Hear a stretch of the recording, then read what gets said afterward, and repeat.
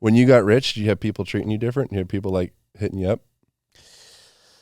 Can I call you rich? Is that weird? No, you can call me whatever you'd like. Yeah, I have obtained some wealth, and it actually has helped me a lot in my life because making money's badass, for one. Yep. But financial freedom is a really beautiful thing. I think that a lot of times people are paralyzed by the things that they don't have. And when you have money, you can buy stuff that you think that you need. And then it's kind of a nice process of finding out that you never really needed it in the first place. Yeah. But I think the same thing goes for any journey that someone goes on. You start to go down a journey of self-development. You start to look into philosophy. You start to learn about, Stoicism, or you start to listen to Alan Watts, and you start to creep down some of these rabbit holes, and you start to realize that you had it the whole time. Mm-hmm. And what is a psychedelic experience? It seems like it's almost always that way. Mm-hmm. It's like it's reflective, right? It's like a mirror. Whereas alcohol seems like, I love alcohol. It seems like a really nice pause though on your life. Like I don't want to deal with Aaron and his bullshit and the stress because he, I work for him and he, is always up my ass. It's always talking about my jock itch.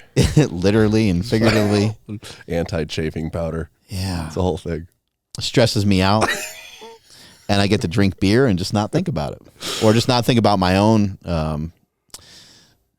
flaws or my own shortcomings, right? And then I do think that when you do a psychedelic, especially mushrooms or like LSD, it kind of looks at you and like stares at you with like really wide eyes. It's like, like, oh, you don't know what the answer is? The answer is right in front of you. I didn't realize that you have you tinkered much with psychedelics? I have. Oh wow, I didn't know. That's not a path I would have gone down. I'm on them right now, bro. Test me. No, I'm just kidding. I'm not anything. LSD. Have you had any like meaningful kind of moments with? I really enjoyed talking about psychedelics with people that you wouldn't expect to talk about psychedelics with, particularly when you have people like yourself that have objectively reached like the linear structural world's peak. Like I hold the world's record for, what was it? Bench press was the thing. I did an 854 pound bench press, 1,080 squat. Yeah. And like you have reached the peak from success from a financial perspective. I mean, whatever is peak, there's probably lots of different versions of peak, but from family success, from, you're a leader in various different communities, like you're all of those things. Right. I think those are the voices that it's really special to hear about their experiences with such like fringe type subjects, like such as psychedelics. Because we think it's weird, and we think that like only like the weird guy does it, right? Yeah, the dropout.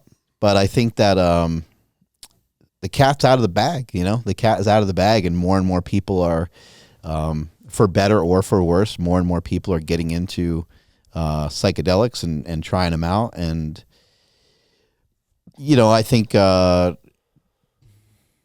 have to always consider like these are drugs, and you have to be cautious with drugs. But at the same time, I think if you start with, I think if you take a drug as if you're like a scientist or you're like the person that created the drug, usually what they'll do is they start out taking a tiny, tiny dose. Yeah. And I've had people take, I've taken mushrooms with other people and stuff like that. And I've had them say, I didn't feel anything. And I say, amen to that. That's awesome. That's great. That's a great place to start. I'm glad you didn't have like nothing bad happened. Right. You felt good. You didn't have anxiety. It could have been like a homeopathic type effect in a way. It's like, yeah, your system was introduced to this. Yeah. Next time you take it, maybe you don't triple it. Next time you take it, you just take a smidge more and see, where that takes you. But for me personally, my brother was encouraging me to give them a try, and I never really knew why. Same thing with Kratom. My brother was always pushing Kratom on me, and I'll talk more about that in a minute. But I know that everyone has, maybe it's not everyone. I know that a lot of people have traumas in their life. A lot of people have things maybe some of the traumas are even like blind spots that you're like not really truly aware of. But I feel pretty damn good. So I'm like, why would I even really try? Like, I don't know if there's anything bad for me to learn, like, cause it seems like that's a lot of people's experience, that, they learn something new about themselves, that, maybe they're like mistreating people, but for me, I'm like, I don't mistreat anybody, like I'm pretty good to everybody. I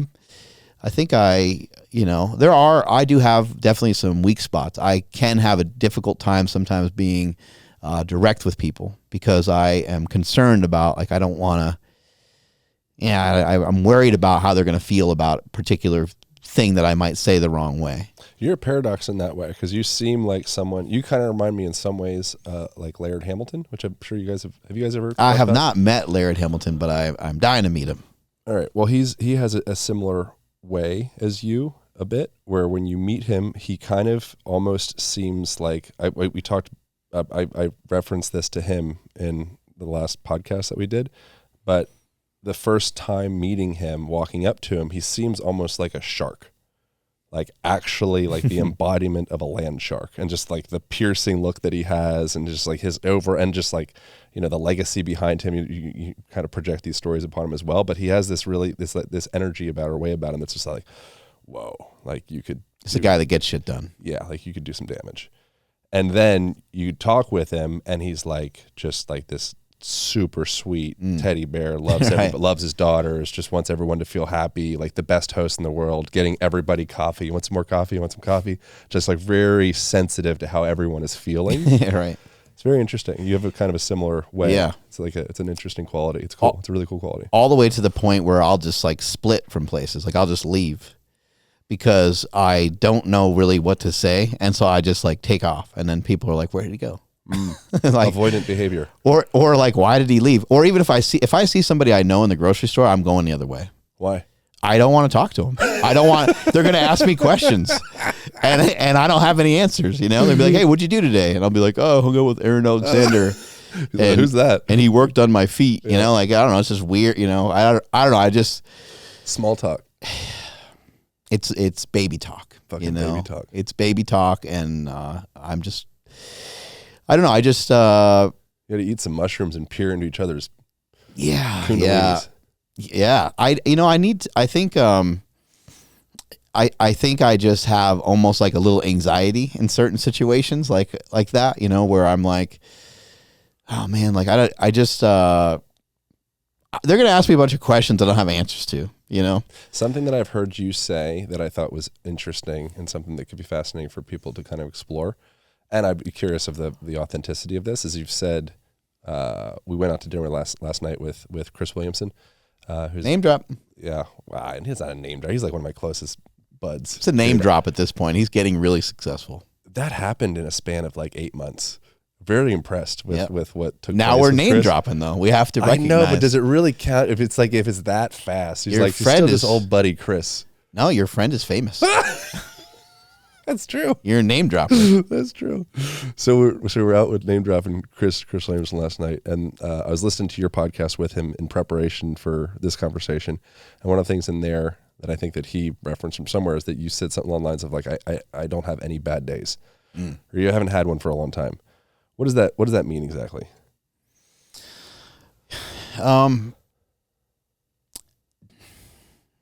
guess it means what it is. It's every day I feel like it's just a wonderful opportunity. Like, in my opinion, there's always alternatives. There's always options. There's an option to be mad. There's an option to be sad. There's an option to be lonely. Tell me about it. There's an option, and there's always an option to love. And I think that more people maybe just need to be aware of that. Maybe they don't feel loved, and so it's hard to like love back. Or maybe they didn't grow up. I had amazing parents, and they gave me everything I needed. And as I got older, and as I explored myself and got to be successful in certain things, and made money and bought a lot of things. Again, back to that kind of realization, like I didn't really need anything. I already had it already. You know, think about like, what does a young kid need? You know, what do they really need? They need a hug. They need some encouragement. They need to know someone's there. They need to know someone loves them. They need to know that the safest phone call they can make and the most amount of trouble that they'll ever be in, that they should feel like, oh shit, I need to call mom, or oh shit, I need to call dad, rather than like, man, I'm not going to tell him about this because this is going to be rough, you know? Luckily for me, I didn't grow up with that. My parents just always said, like, your only responsibility is just to communicate with us. Like, and we don't care what it is. And we, you kind of have our word that we're not going to get like really pissed at you. We're not going to punch you. We're not going to do this to you or do that to you. You may get grounded or something, you know, it might be a punishment if you did something wrong. We'll have to, you know, talk about it, but, it was always, more open than that. And so I think, you know, from that early stage of not having there's no anxiety at home. There's no real reason to stress for me anyway. Although there was a lot of stuff going on in my household because I believe almost every family goes through something. My oldest brother being bipolar and drug dependent, I saw a lot of crazy stuff with him. And I think that was helpful too. Like, oh, that's a way that and maybe he didn't have a choice because of his mental health. But I saw that. I saw him get arrested. He got arrested in front of our whole family. I've seen him beat up a bunch of people before. I've seen him be like real violent, angry. And my thought on some of that has always been like, how mad are you really going to get? You know, somebody in the gym here steals your bag and they put it in their car, and you're like, oh my God, they must have mistaken. Maybe my bag looks to say, hey man, like, that's my bag. And they're like, fuck you. And now you have like a decision to make, like, what's the stuff worth, that the guy's taking, that's wrong, right? Like for someone to steal something of yours. I had all my prostate tools in there. Yeah, all your butt plugs and everything, your vibrators. Yeah. They're all vibrating and everything in there in the back of the like car. Like a security device. Wait, did you hear something vibrating? Someone's stealing my bag. Yeah, something's going on, right? You know, now you're faced with a decision, but like, I don't know, like, for me, like I don't know even how I would handle that situation. I guess I'd be like, well, I like sit on a fucking bag. I mean, I would tell the guy, hey, that's mine. But if he, you know, chose to speed off, like, how mad am I really going to get at this guy? Okay, maybe I grab the bag and maybe we have a confrontation or something. But like, just think about how mad are you going to get at the person that does something to you, the person that cuts you off on the freeway, the girlfriend that told you that, you know, not only is it over between you guys, but that you'll never be, you're a fucking, you're a mess, you know? Yeah. And you suck and I'm banging your friend. Yeah, that too. That's the tough one. That's happened, right? Not to me. Oh. Not that I know of. Well, you're handsome, so I don't know. Thanks. I'm attracted to you too. Wait. Hello? Podcast is over. I'm aroused. How could a person start to acquire some of those? Because that might be the secret key to the universe, is having regulation of one's perception of events. I know that's kind of like a douchey way of saying it, but like I think that was correct. Well, what's helpful? You know, again, like how mad are you going to be, and for how long? Mm-hmm. My kids, we joke. My daughter's 15, my son's 19, and we just make up these stupid scenarios sometimes, but my daughter thinks it'd be funny just to like inappropriately, this is all made up, like we're not actually doing this, but just to inappropriately be over the top so mad at somebody. Like we were at Target one time. Actually, I go to Target. Target. We're at Target one time. Yeah, name drop. And somebody... It is a name drop. And I'm lying too. You guys know I was at Walmart, right? Yeah, I'm at Walmart. Less of a name drop. Somebody's pushing their cart, and their cart has this squeaky wheel that's very loud. Yeah. And this lady's completely oblivious to it. And my daughter's like, imagine if you just were like, fuck yeah, you know, and you just grabbed your cart and flipped it over. Yeah. And I was like, yeah, like that would be, like, first of all, that'd be hilarious if it was a skit. Sure. But also, it's completely irrational. So I like to try to look at stuff like that, like how long are you going to hold a grudge for? Yeah. I mean, a grudge is really something that's just, I think, more weight for you to carry around. It absolutely is. Than it is, like, the other person might not even know that you have one. Yeah. But there's some like adaptive value for a person to hold on to a grudge, even if it's the point of pushing them into, you know, I don't know. I think there could be argument that autoimmune disease, and I'm not going to get it because I'm not a doctor, you know, whatever, but I've had people that are doctors and have a lot of depth in the realm of things like autoimmune conditions and potential associations to like anger and emotional associations, things of the sort. I don't know about it. But I think there is an interesting correlation of our emotional state and the actual physiological effects that our emotional states have, production of different hormones and chemicals and things of the sort. So you hold on to an emotion and it actually has an objective effect on our state. And we have an attachment to holding on to certain emotions, even though we can objectively observe that they're making us feel sick. It might not serve you. It doesn't in a seem like it's way. serving you, but in order for you to be engaging in that behavior, it has to be serving something, right? Or you wouldn't do it. So like, what is that anger or that resentment that you just refuse to let go, even though it's actually objectively making you feel sick? Yeah. Like, what is it serving? Because you can't, it's hard sometimes for some people, myself included, to like logic our way out of reactive behavior. Yeah, Andrew Huberman points this out, name drop, all the time when he says it's very hard to heal the mind with the mind, you know? So right. Sometimes the healing of the mind, you need to go like on the physical side, or you need to have like a different experience, or you need to communicate with somebody. It's kind of hard with your own mind to even see some of these blind spots. But perspective and perception is everything. You know, you have certain perspective on something, and I think that the reason why we may hold a grudge, or the reason why we feel that thing is serving us, I do think that there's something about a particular individual that actually somewhere in their body, they somewhere enjoy that. Yeah, there's something, yeah. There's some sort of like, okay, things are going real smooth. I created the perfect soup. I created the perfect stew. And now you just overspiced it and you fucked it up, and now you're shitting your pants. Yeah. Or if you're not accustomed, going back to and I want to talk about weightlifting and like gains and reps and sets and things of that. Sorry, and steroids. I'm actually really excited about talking about all that. But continuing a little bit more into this, I think that oh crap, I had an idea when I was talking about, now I got all wrapped up on steroids and gains. Steroids are great. That's why you got wrapped up on it. Crap. Well, we were talking about, I was in a lane, Mark. You weren't going anywhere. It was not a big deal. I'll take it from here. We were talking about perception, and it will dawn on you in about 5 seconds what it was, but it's going to come in. I think that, if you, again, like, you don't have to attach an emotion to every single thing that you do.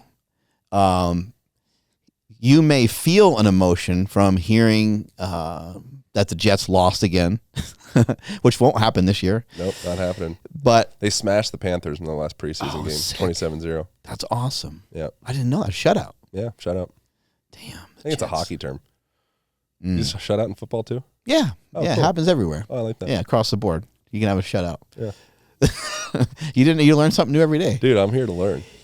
But you don't have to attach an emotion to these things. You might kind of feel an emotion, but I think that if you start to audit yourself and you start to pay attention to the various things that you're doing, you start to ask yourself questions on, why do I think this way?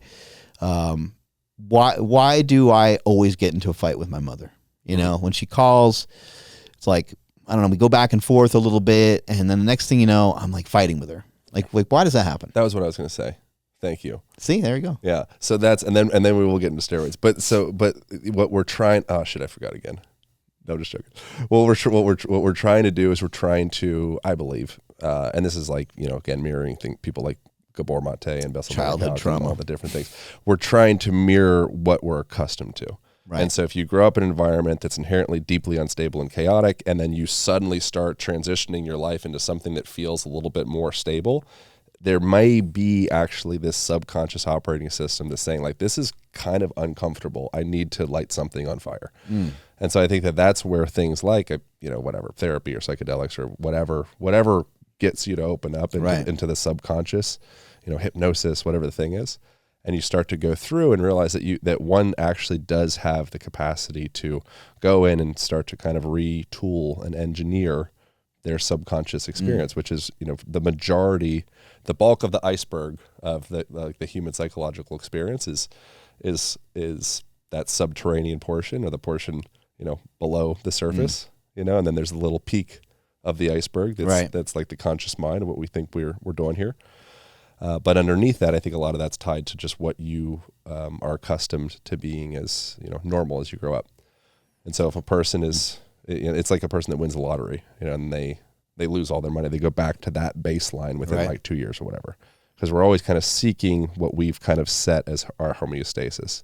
And so for a person to be able to set their thermostat of perception to actually, I prefer chill. Like I prefer homeostasis. I prefer balance. I prefer compassion. I prefer seeing the world through like that lens. To be able to bring a person back to that place is very powerful. But if you were to look around, just like trolling on the internet, for example, it's like people like to kind of shake things up a little bit, because if not, I think we get like bored or something. Well, and you can look at those comments, from the haters and stuff, and you have a choice. You can like laugh at them. You could joke with them. Yeah. They can make a negative comment, and you could say, part of some of what the Stoics believed. I think it was a quote from Marcus Aurelius, who is probably a piece of shit, by the way, because his son sucked. So we got to bring that up. Like he maybe wasn't a very good dad. Right. But anyway, he had cool quotes, so we'll just roll with it. Respect the quote. But basically, fucking, I forgot what I said. See what you did to me? Can we talk about steroids? Let's do it. I want to finish what I was saying earlier about psychedelics, and I'll get back to Marcus Aurelius. So that would pop in my head somewhere. Then we're going straight into steroids. Straight into steroids. Yeah. Just real briefly on psychedelics. They just showed me and revealed to me just that my life is awesome, and I feel that. I feel good about my life. I feel good about my wife, but it just magnified that. I just like sitting on a beach. I had some mushrooms, and I dug out a little butthole for myself. Nice. A little hole for the butt. Oh, nice. You know what I'm talking about? Good for the front side too. Yeah, exactly. So I dug that out, and I you was ever just do like, that? Yeah, dig yourself a little like satchel. Satchel situation. Yeah. Container. Yeah, that way you don't have to like move it up or down to the side bad. or whatever. You got like a little pouch there. Not bad. I usually compensate, do like an extra big one. Oh, and then people see the stamp there, and they're like, "Whoa!" You're like, "Wow!" Leave a little mushroom tip. Wow. So I'm just sitting there like watching the waves come through, and the waves not only have sound, but the waves have colors and shit because I'm high. Yeah, sure. But I was just thinking like, man, I'm with such an amazing woman. Like I feel so fortunate. I feel so lucky. She's somebody that I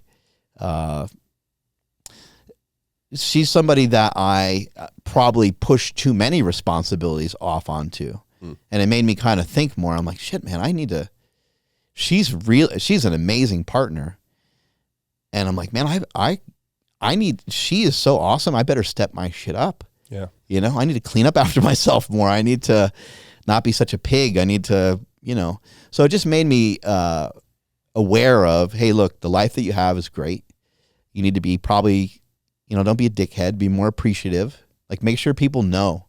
Make sure people know that you appreciate them. Make sure the people that are in your life, if you were to die right now, make sure they know that you love them. Make sure you appreciate them. So every night when I go to bed, before I go to bed, I say goodnight to my daughter. I tell her that I love her. My son is 19. He should be out of the house, but he still lives with us. A long story. We're working on it. I'll have to beat his ass and then kick him. I don't even know if I could anymore. I think public shame on this podcast is the move. Is going to be the move. I think we just will take this out as a clip. We've actually never even had a conversation with him about moving out. Oh, here we are. So this will all be a shock to him. He'll be like, I need to move out. Fuck.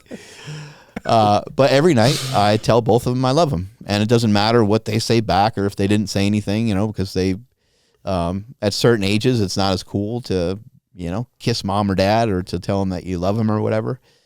But I made a decision, and I was just like, you know what? I'm just going to tell them every time. And at some point, when they're 30 or 40, or when they, maybe at some point when they have their own children, maybe they'll be like, Dad did that every fucking night. Mm-hmm. You know what I mean? I think at some point that shit will hopefully, those two dumb bastards, hopefully they understand, what I've been trying to do. I think that's probably the one of the longest levers to human evolution is like actively taking an active role with, if you have kids, your kids, but you could say anyone in your life, really exposure to, I think 2 lanes. One, with your kids, that experience, like you forever are imprinting their relationship or the way that they relate to the opposite sex and relationships, their own children, their work, their internal world. Like you forever are having deep imprint on that, which is really beautiful. And the imprint that a person's actually really always having, I believe, is that subconscious aspect of themselves is really what's kind of infusing through. It's not what you say. It's actually like what's behind the words that you're saying. What's the energy? What's the intonation? What's the tone? What's like the body language? What's like the authentic. I just remember what Marcus Aurelius said. Yeah, what do you say? He said, take steroids and fuck everybody else. Bro, that's the life. Right?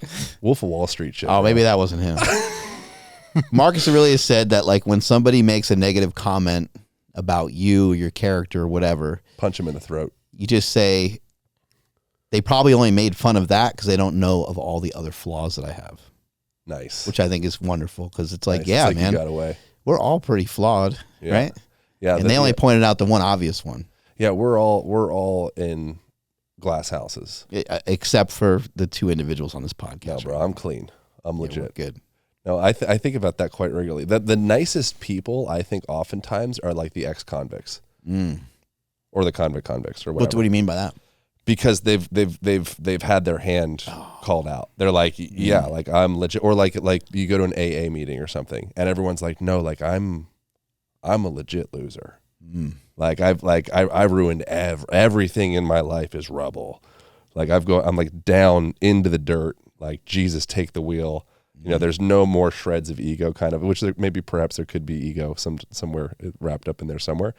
But being around people like that.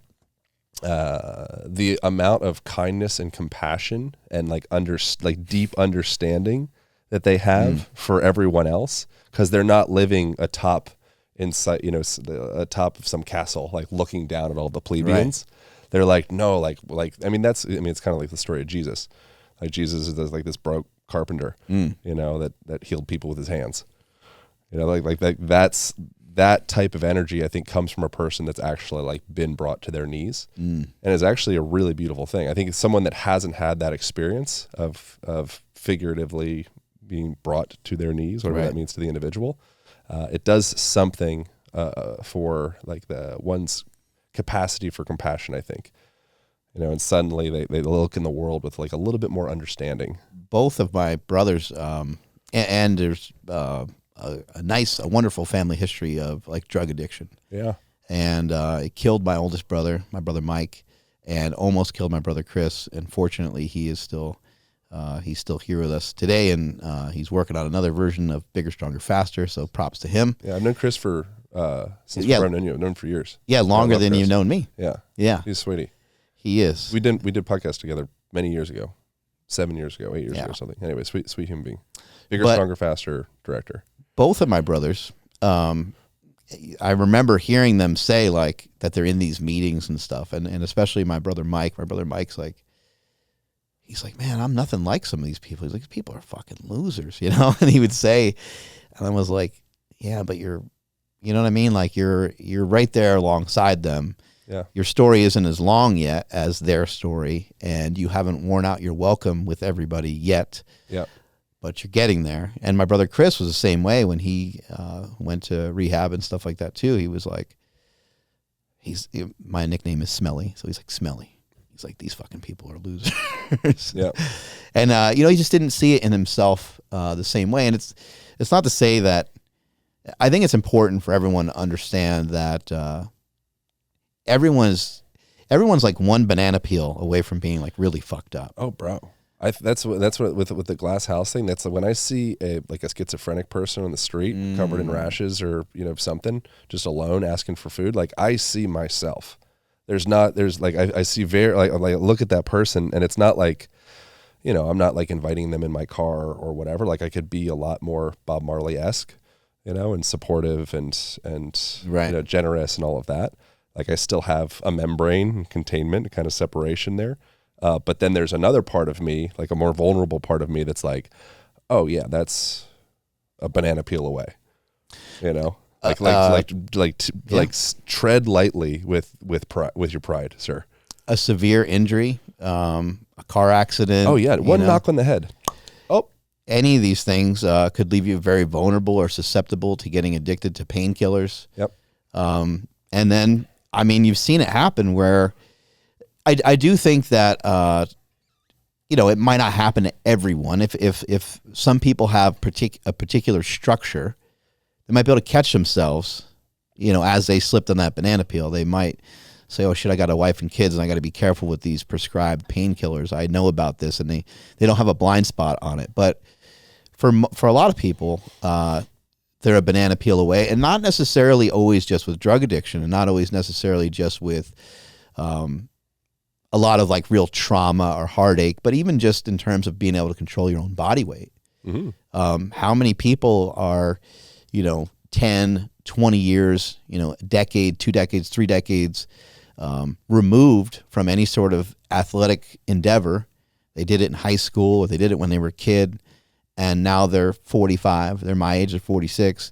And you don't look a day over 47. Yes. It's not funny. It wasn't that funny.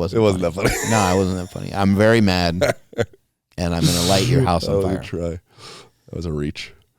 But I don't know.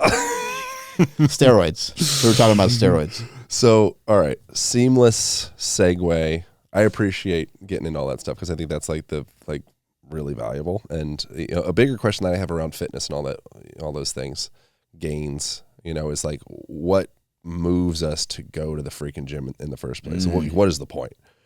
And so I think that's where like the psycho-emotional and all like right. that stuff actually has so much value. And if you get under the hood of why many people are going to the gym in the first place, a lot of times it's coming from a place of a lack of self-acceptance or even self-hatred or some iteration of something that's not quite like compassionate, towards the self.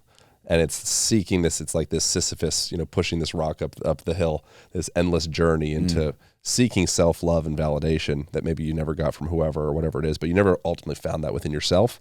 And I just historically have just kept on packing on muscle, packing on skills, packing on whatever the thing is, power, influence, money, to feed into, to fill in the space around this like insatiable void that we're holding within ourselves. That might be excessively existential and, too much, but I think some people probably could resonate with something like that.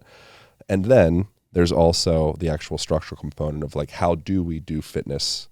If we're going to be in the gym and we're going to go for some gains, how do we do it well? And so my seamless segue, transitioning into that portion of the conversation, we can bounce back to anything. When you go into a traditional gym, what are the top 3 things that you see that you feel like if that it would be supportive for culture if we changed that about the way that modern culture to 24-hour fitness is training? I think we're in a really cool time period, and probably each time period probably feels like they're in a cool time period. Yeah. But I think in terms of strength training, I think we're in one of the best time periods because I don't think we've done that good of a job with athletes just yet. I think we're getting there. And I think a lot of the ideas and principles and a lot of what strength coaches are doing with a lot of high level athletes, we're starting to see that now trickle into a 24-hour fitness. You're now seeing people do things on one leg. You're now seeing people do things with one arm. You're now seeing people doing like more movement than just a bench. It's the power of social media. YouTube. Yeah, more than just access. a bench, more than just a squat, more than just a deadlift. And the biggest reason is because people are weak and they're pussies and they don't want to go through all the years and years of heartache that I did and all the suffering and sacrifices I've had to make to be able to push thousands of pounds. And so they make up these weird fucking exercises where they take a kettlebell and they twist it around and they flip it around. They're like, oh, look at this. Fucking Joel Seedman. It's fucking ridiculous. It's so dumb. It's worthless. I'm getting flustered. I'm completely fucking around. I think that the exploration of human movement is just getting started, and I couldn't be more pumped about it. I think it's exciting. These exercises that we thought were just for pro athletes, we thought they were just for, or some people thought they were just for pro athletes. Maybe the rehab movement, you were like, that's just a rehabilitation movement, but anyone that's ever done a workout that's full of a bunch of drills and full of just kind of almost mobility stuff, maybe even almost calisthenics, start to blend like 2 or 3 of those things together, and you have a workout that might potentially just kick your ass. Yeah. And you'll be surprised at how good it makes you feel.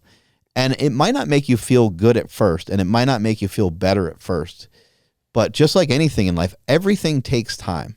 I think that we forget that, maybe pizza and ice cream don't take time to get used to, but everything else does.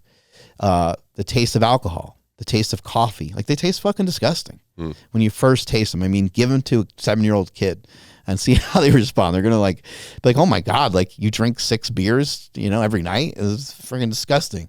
They're going to be appalled and shocked at how gross it is. So most things take some sort of... If Chris was here, I'd make some joke about like kissing a girl or feeling a girl's boob or something. The first time. I think that was a tough scenario for Chris. But he's not here, so there's no joke. Oh. If he was here. There was a space. Something to be hard to do. Let's gross, icky. Make a note to make an edit and then put Chris's face in there, and then you could insert the joke, and it will probably still work. Yeah, it'll probably still work. It'll bring it back.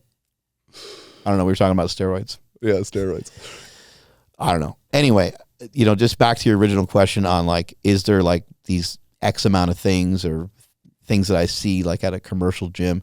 I haven't really been to a commercial gym in a very long time. Maybe exercises that could die.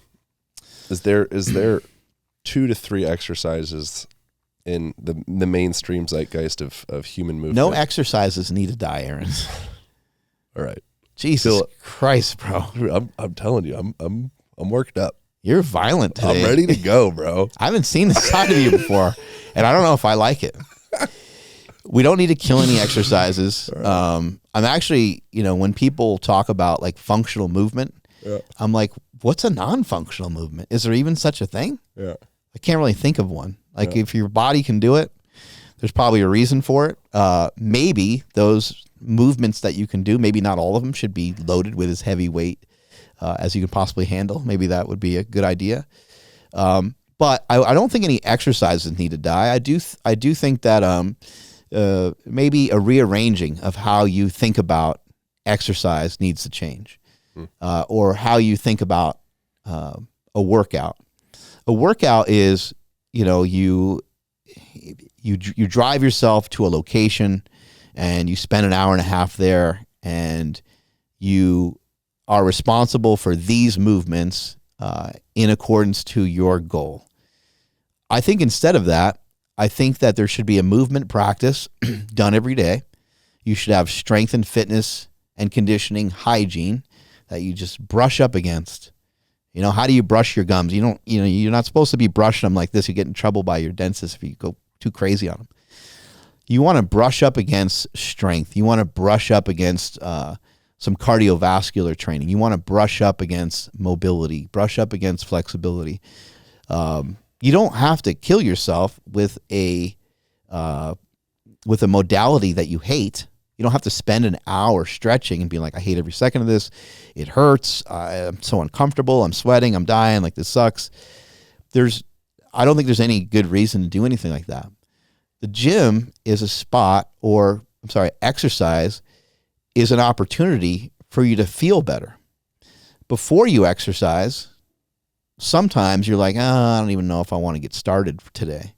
But I have never found it in the thousands of workouts I've done over the years. I've never found it one time after I've given myself about 8 or 10 minutes of some sort of movement that I'm not over the negative thoughts I had before. Yeah, it's amazing. So a little bit of like what I would call like unflinching discipline, like just go and do the thing. When you do the thing, then the dopamine gets released, and you're going to be encouraged to push a little further and push a little harder.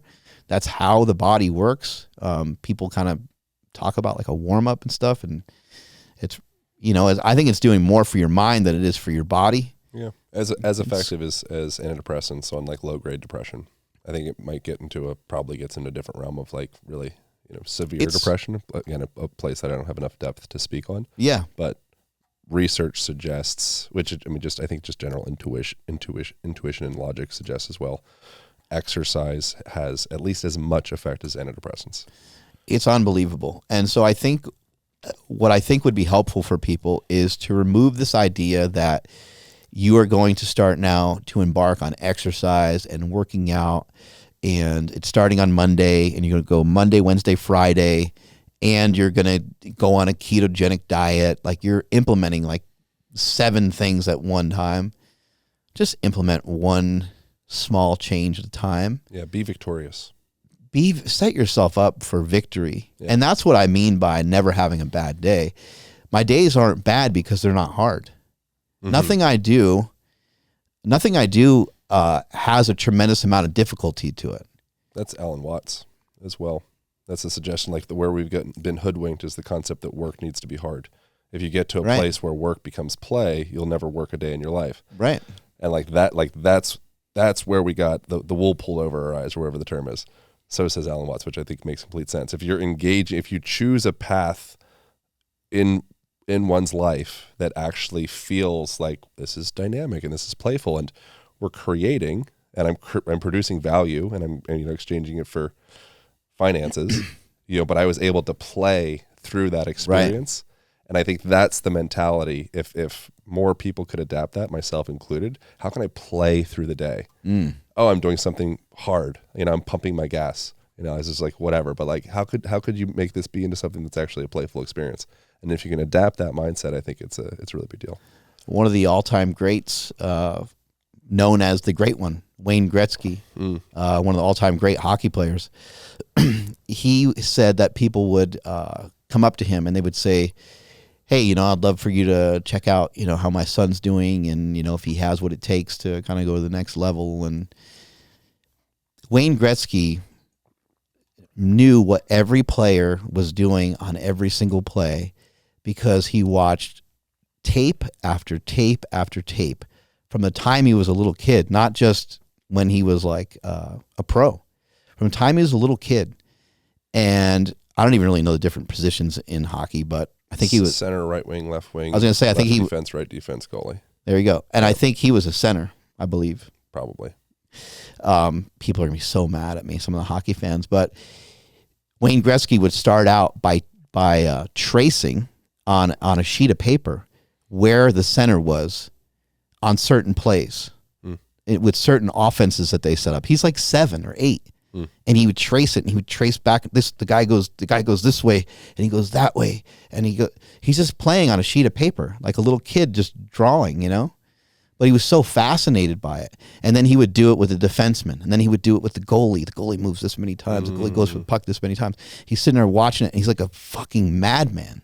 He's a mad scientist. But if someone was to walk in the room and they're like, "Hey man, aren't you getting tired of that?" He'd be like, "Huh? I'm playing." Yeah, he's just playing. Yeah. And so when people would ask him that question, what could you do for my son, or how could you help him? Can you give me any advice? He's like, I got nothing. They either have it, and they think it's fun. and they want to practice and practice and practice, and they want to make sure everything is right, and they want to be detailed with it as possible. What's your advice? What's your advice for a 20-something or 30-something-year-old person that feels like they're in a grind in their life and their work, and they feel almost like this extra existential crisis or pressure that, oh, I need to be playing all the time, and I need to be like following my bliss, and I need to be, going towards my passion, but I'm not, and I don't even know what the hell it is. Real simple. Make something. Make something of yourself, or make something for yourself, or make something for someone else. The strongest power that human beings have is the ability to create, and we lose sight of that a lot. And technology can sometimes help with that, and sometimes it can disarm you and make you less effective at being someone that's a creator. But when you hear people talk about religion, they talk about their creator. That is what? The highest power. There's nothing more powerful than being able to create or make something. And we forget that we get to make something of ourselves. Every single thing that we do, other than like certain odd situations that are out of your hands, almost every situation in our life is something that you choose to do. A lot of it is a choice. Yep. And I know that, yes, it could be a particular choice because you were born in Russia versus born here. And I understand a lot of that. And there's a lot of luck to all of this shit of just trying to live your life in which country you're born in and all these different things. But every human being has divinity within them. I'm a huge believer of that. And it can get taken away. It can get squandered. It can get crushed by somebody else. I could make something. I could make a painting, and someone could say, "Man, that really looks like shit." And then how much more painting am I going to do? Well, it depends on how into it I am, how interested I am, how much do I like it. Because if I make another one and maybe just show it to somebody else, now somebody else might say, "Holy wow, I've never seen anything quite like that before. That's pretty cool. What else do you got?" And you show them the one that the other guy said sucked. Yeah. And like, holy shit, that's better than the other one. So many people have that exact same story. Right? That's like Rick Rubin advice as well. Yeah. All that matters is that you love it. That is art. You want to actually share it. I thought that was beautiful what he said. I thought that was really, really wonderful. But once you start getting coerced into what I think they're going to like, you're kind of falling off the path. Right. To some degree. I think there also is value in like speaking to your audience, and having that. But I think there also is a lot of value in just be like, I'm doing this because I love it. Right. And that's enough. And how does somebody make something? How do they make something of themselves? Well, again, just going back to we're all different, and some people know how to make music. Some people know how to do construction. Some people are really good with their hands. Some people are mechanics. Make whatever the fuck you can make and create whatever you can create. Maybe it's content like us, so we're doing this. Yeah. Like you probably can't work on a car for shit. I know I can't. I got no idea what's going on with the car. I didn't change a tire. That's pretty good, bro. Yeah, bro. Respect. Put some respect on it. Damn, I could YouTube some stuff and still be confused. Yeah. But that's about it. You could change a tire. I never have. Really? No. I used to change my oil, my Mitsubishi Mirage in Hawaii. I'd jack it up so I could save $18 or whatever. Not that much to change oil. It doesn't cost too much. Like the difference in changing your own oil compared to taking it to a place. My son was into like changing his own oil for a while, and then he was like over it. Yeah, that was me. He's like, it doesn't cost that much to go get it. It doesn't cost that much. To go change like $10 to have somebody do the whole situation. Yeah, I'm not a roll my sleeves up kind of guy. I got no sleeves even. If there was a few most fundamental physical hygiene practices, what would they be? Well, I think that it would be a good idea to try to look into many aspects of training. Let's say you really dig strength training. You like to deadlift here and there, and you like kettlebells and shit like that. Well, that part's covered. The stuff that you already really enjoy, that's great. Use that on a cloudy day. Use that just as needed, just to feel good and to have fun. And you like to load up the bar and you love to deadlift 405 for some reps or something. It sounds great. The other thing would be, how do we keep ourselves doing the things that we like for a really long time? Yeah. So what are things that are going to assist with you being able to keep your body intact, knowing that you love some MMA training, some kettlebells, and some deadlifts? Once you start to discover some of the things that you already like, now let's just start to think about, how do we keep ourselves together? How do I keep myself excited about this, for one, and how do I just keep myself healthy? So a huge part of training that just, maybe is swept under the rug sometimes is just like, what are the things you're interested in? What are some of the things that you're the least interested in? But the least interesting things, can we find some sort of compromise somewhere? Maybe you just despise the elliptical machine. You will never go on one. You think it's going to ruin your gains and this and that. Maybe you used to like, when you were younger, maybe you used to like riding around on your bike. Can you get out on your bike here and there? Maybe you like some walks. Maybe you can get out on a walk. So I think it's a good idea to examine the many aspects of fitness, which are mobility, strength, maybe explosive power, and also I think a big one is just being able to handle some eccentric forces. Eccentric force is just you jumping down from like a box. You don't even have to. You don't have to jump. Actually, just fall down from a box and try to catch yourself in a way that just doesn't make crazy loud noises. Yeah. Have it not be painful. Start out by just going off of like a 6-inch box and have to be high. Maybe you work your way into something that's higher over time just to increase the challenge. But I think what's sort of lost in the sauce is like, when it comes to longevity, it's so funny because I've been saying strength is never a weakness and weakness is never strength forever. That can be misconstrued. It can be. Because then you have to define what is strength. Right. It's subjective. And our only way to measure strength is in the gym, kind of, Yeah. How much you bench or how much you deadlift or how much you can become like a false idol. Squat. And those things, they're not necessarily irrelevant. Like if you told me, 2 years ago, I pushed my squat for a little while. I squatted 555. I'd be like, shit, man, that means that Aaron's tall and he must have spent like a good amount of time on that. That just gives me an idea that you, like that didn't happen in like 6 months. Yeah. And it gives you information about what I could potentially do with my body. Yeah. It wouldn't just be squat related. Your structure, maybe your bone density and some things like that, but it really is kind of irrelevant to anything else. Yeah. And it's interesting. Like I find the shade that has been thrown at the gym from a lot of strength coaches and people that are looking for answers, because they're like, well, how come my guy who, benches 500 and squats 700, how come that's not the best player on the field? Yeah. Well, what field are we talking about? Like what game are we playing? Because you're not measured by any of those other movements, and your heels being on the ground in a squat where you have a weightlifting belt on, and the situation is highly monitored, and you're able to have the situation be exactly the way that you want. Football or any other sport doesn't work that way, and it wouldn't make any sense to try to mimic the actions of football in a gym. Maybe some of the actions in football.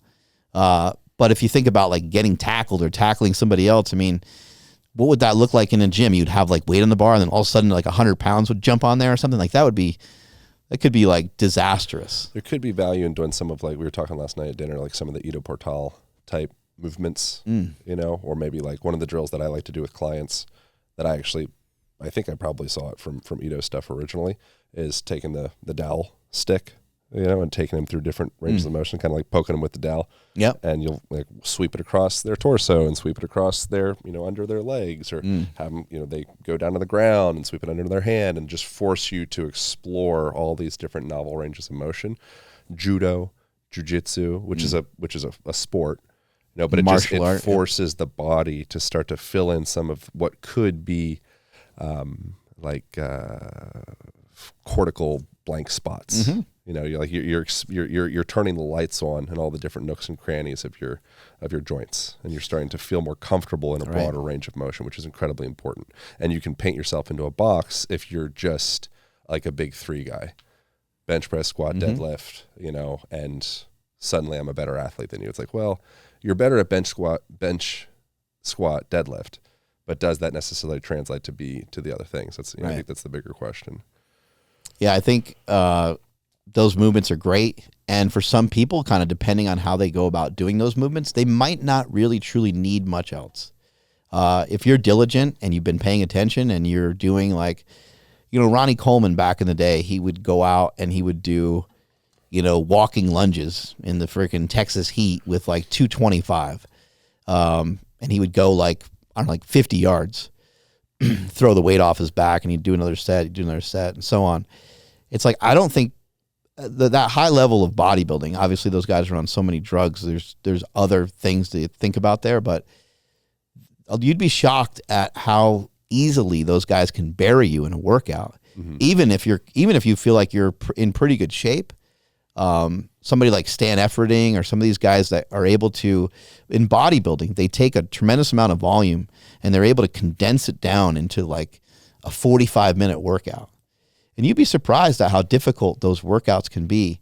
So I'm not saying that everyone needs to have all this crazy exploration in what they do and to, you know, just scrape up against so many different disciplines that they don't like. But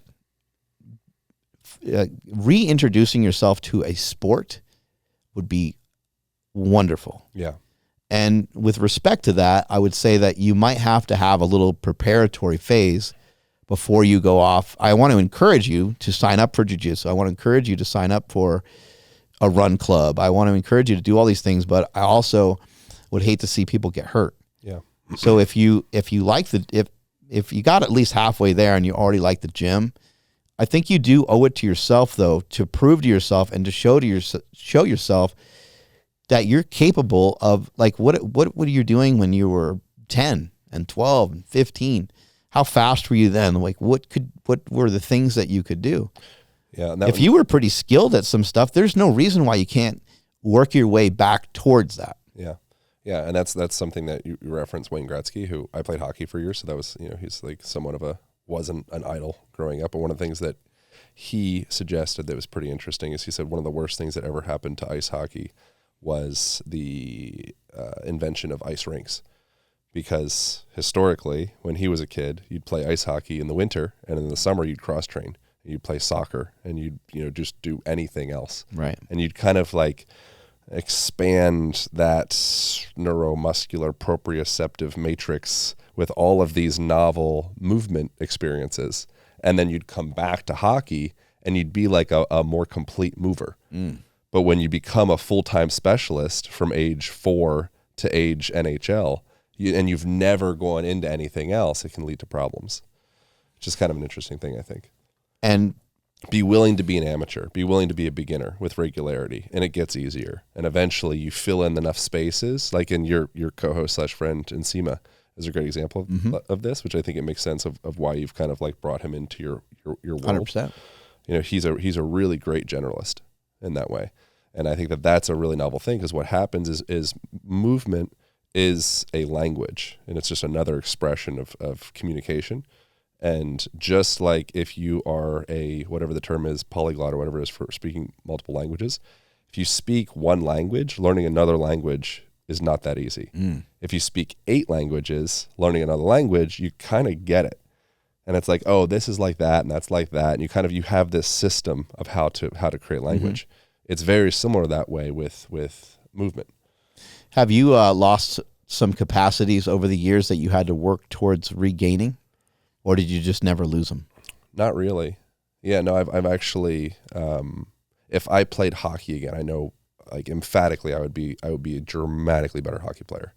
And it's coming back to, it's relearning and understanding. And I think I still feel like quite nascent in my journey as a human in general, but, you know, as a moving human, you know, and just understanding mechanics and understanding how to move better, how to move more freely, how to move with more length, more spaciousness, more power, more integrity, and also flexibility.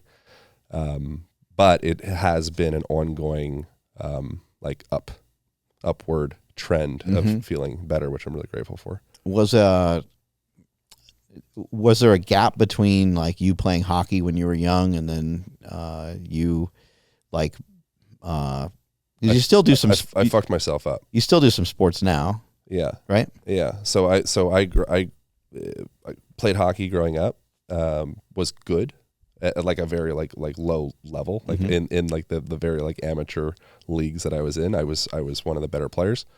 And then I got really obsessed with bodybuilding, and for me, this doesn't need to be the way for everybody, but for me, it was like a lot of just feeling like, I think like a lack of acceptance of myself and insecurity. And my dad was going through stuff with drugs and whatnot. And there was like, just a lot of reasons that I had to feel kind of like jacked. Yeah. It was like, I had a lot of reasons to get jacked. And so as I just became fully obsessive with getting jacked, like as obsessive as a 14 through 18-year-old kid could be, like I was that. It was like all like lifting, at least twice a day, bringing protein shakes into the bathroom, like having to feed every 2 hours and pouring protein powder and creatine and glutamine and all that stuff all over the sinks in the high school bathrooms. And, it was like awkward, like whatever was happening in my mind. But I got shit at ice hockey. And then I was obsessed with the glamour muscles. So I was doing like pretty much everything that you could see in the mirror. Wasn't paying that much attention to, hip function or strength in my legs or just having a back. And then that translated to lots of shoulder dislocations, all anteriorly. So a lot of like hypertonicity in the front of my body, jacked up my ankle, a lot of just like general chronic pain. And like my body felt like it was starting to kind of just get like bound up. And from an external perspective, I looked really jacked. I looked very impressive for like an 18-year-old kid.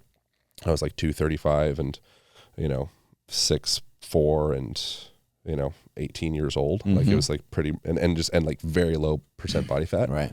But just progressively, almost like because I was training so hard and so imbalanced, it was almost on like a monthly basis getting worse at sport. And then that led into moving to Hawaii, getting into like jujitsu and surfing, and went to massage school, and then went to rolfing school. And it was like then a process of me seeking out guides for how to fix my shit because I had so many problem areas. I think for people that are listening, for especially the people that are younger, you can prevent all this by simply taking steroids. What I mentioned earlier is, try to find a sport that'll be really helpful. That's why I'm recommending, like, if you can find a sport, if you are a jiu-jitsu person, I don't want to say that, I don't want to say like the stuff that you're doing in the gym doesn't matter or whatever, but, and that you shouldn't work on like, other movement patterns and things like that. But like, you're nailing down a lot of movement patterns by doing jiu-jitsu, or you're nailing down a lot of movement by, doing some boxing or kickboxing. Yeah. And you're learning that contralateral, like left, right, connecting your right side to your left side, right foot to left hand. If you can do that, learn that, you're doing yourself such a huge service. And we forget that you get the same thing from running. Running is one of the greatest movements on the planet.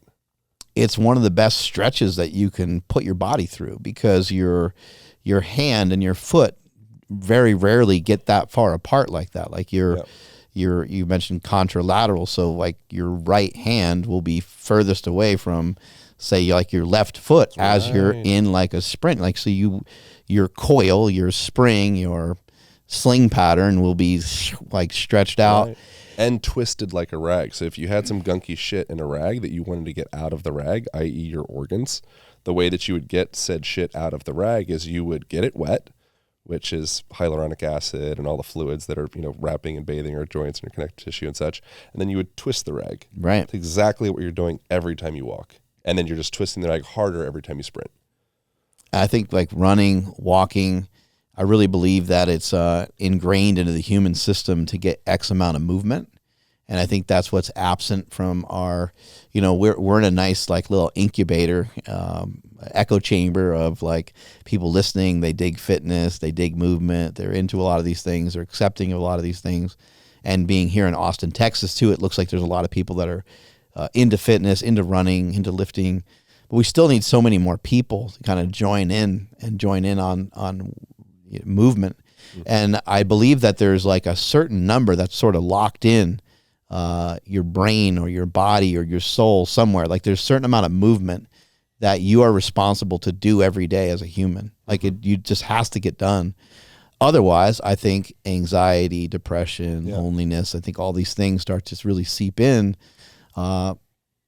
because like you'll find that as you start to move more and as you start to feel better, you'll notice on the days where you didn't get after it, you didn't do that stuff, a lot of times you'll just start to feel worse. Mm-hmm.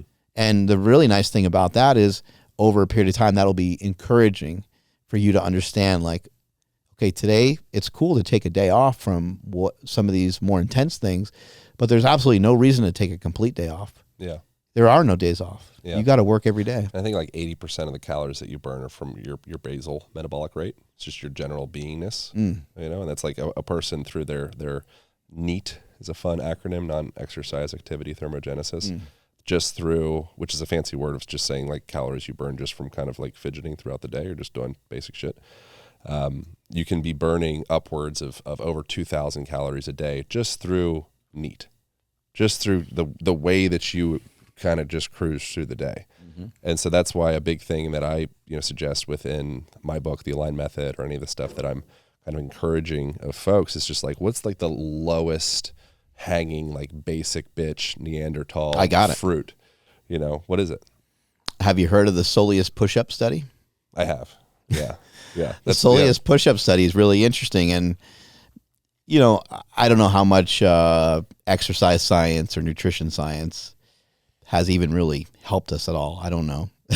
People will shit on me for that, but I don't think it's really moved the needle for us much. But it's still so conflicted. It's very conflicted. The smartest people in the room, all the MDs, all the PhDs, all the science, all the empirical data, diametrically opposed opinions ultimately. And a lot of times it just seems to point to like, find the thing that you like, repeat that a lot so that you're healthy. Which then it comes, sorry for interrupting, but then eventually it comes back to like, bro, I think you got to follow your intuition. Right. And then all of a sudden we're like, oh God. It's like, well, what else can you do? Right. Yeah. Right. So the Soleus push-up study is basically just, people kind of, they move their foot around. They shake their foot around a lot, Yeah. That's not really a Soleus push-up. A Soleus push-up is almost like a seated calf raise. Yeah. And it's like strategic. Like you intentionally, with your calf muscles, you intentionally actually want to move them a little slower because you want the Achilles tendon, you want that to stretch, and you actually want to be almost, in this case, not in the case of like jumping or something, but in this case, you want to be inefficient, so you want your muscles to actually work, and so you want to actually be a little slower than normal. And so all you're going to do is you're going to have your feet like under your knees. You're sitting down. You could do this at your desk. You're sitting down and you are just pushing your heels off the ground, giving the calves a little squeeze, and then putting your heels back down. In this study that a guy did, he was on Superhuman Radio with my buddy Carl Lenore. And the guy who actually did the study said that they ran a study where these people were doing this on and off for like 8 hours, and they doubled their metabolic rate. Yeah. Doubled. Now, you could be like, hey, look, it's one study. Like, why even bring this up? This is so dumb. I do understand that it's dumb.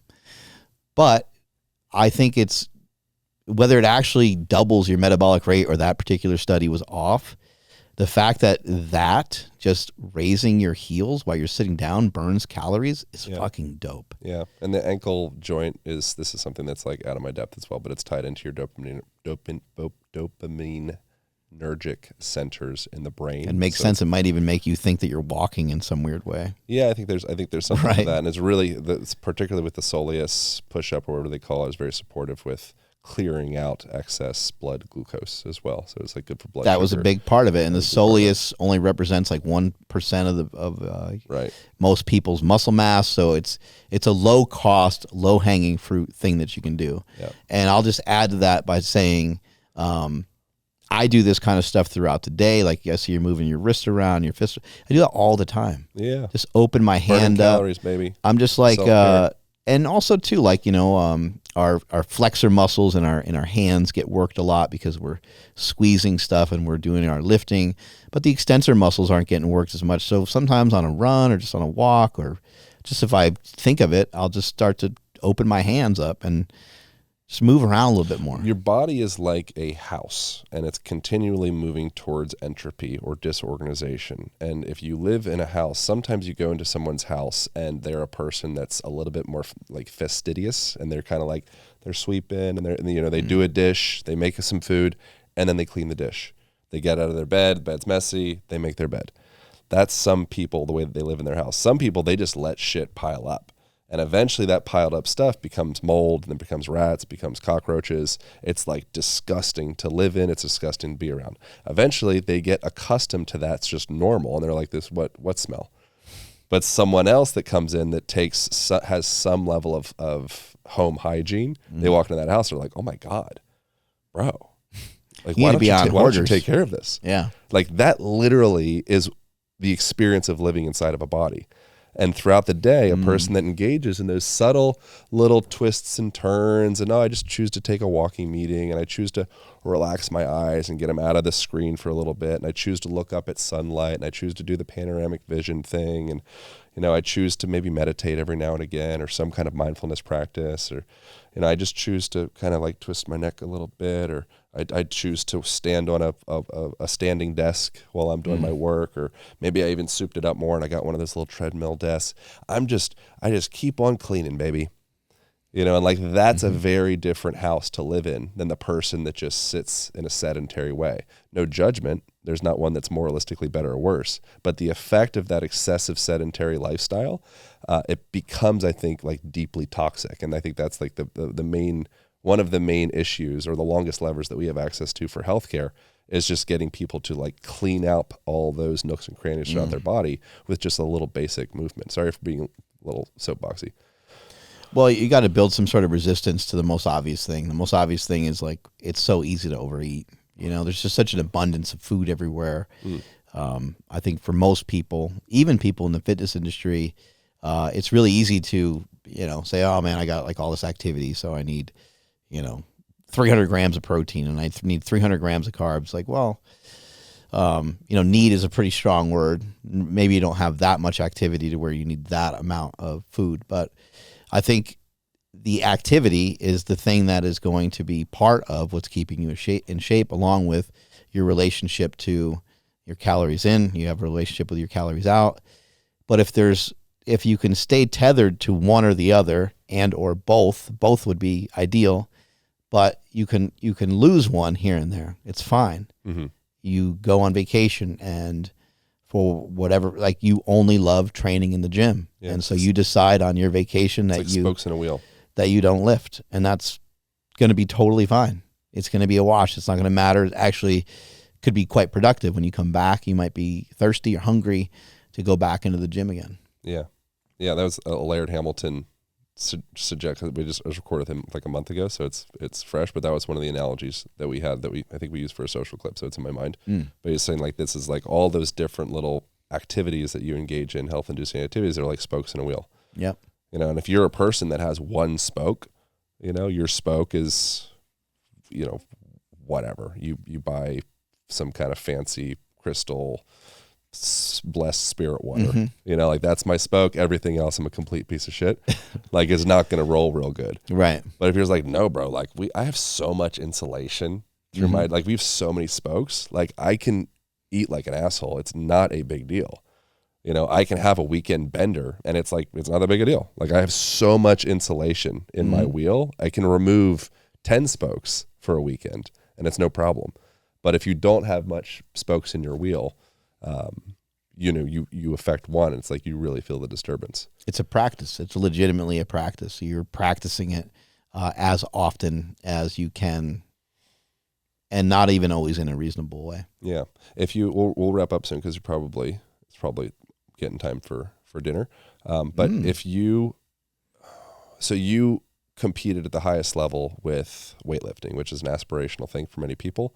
and as well as you've gone very deep into bodybuilding, and like in like the bro realms, you've kind of achieved some like king status, I would say. Like you've gone about as it feels hard. good, by the way. Like it's a cool feeling, knowing like, this guy over here and that guy over there, and it doesn't matter what gym I go to. For the most part, I can be fairly sure that I lifted more than that person. Kind of neat. It's like, cool. How many people have bench pressed before? Yeah. And it's like I was able to achieve certain things. So it's something that can help make you feel good. I like that a lot for violence. Like that's something that I there's like a deep satiation for me, and it could be insecurity or something. But I think it's also like actually something that's quite fine. But I think there's for a man especially, probably for a woman as well. I don't know for who more. What you're saying makes total sense. A sense of security is a wonderful thing. You know, if you feel like, man, if I have to comes to blows with that guy, I could probably take him, and you're kind of measuring yourself up. I don't see anything. I don't see anything wrong with that at all. I think it's pretty good rational thought process. The only thing is just like, if we're talking about like getting in a street fight with somebody, those can be very chaotic. So could be the guy could have a gun. I think it's just the unspoken, unrealistic, never going to happen in a million years, but everybody in the room knows that guy could fuck up everybody in the room. How good does it feel to feel attractive? When you know someone's checking you out, like that feels good. Yeah. And you don't know if you're going to fuck that person that day or whatever, but it feels good that they were just checking you out. I think it's similar. It's all the carnal stuff. Like it all comes back to things like, sex. Like there could be sex. You're like, oh, that feels good. Or there could be a fight. There could be violence. Or there could be food. Our tribe would win the violence. Like, oh yeah, I like that. That's why we're obsessed with football. That's why we're obsessed with sporting events, UFC, mini fights everywhere. Yeah, these little like battles to the death.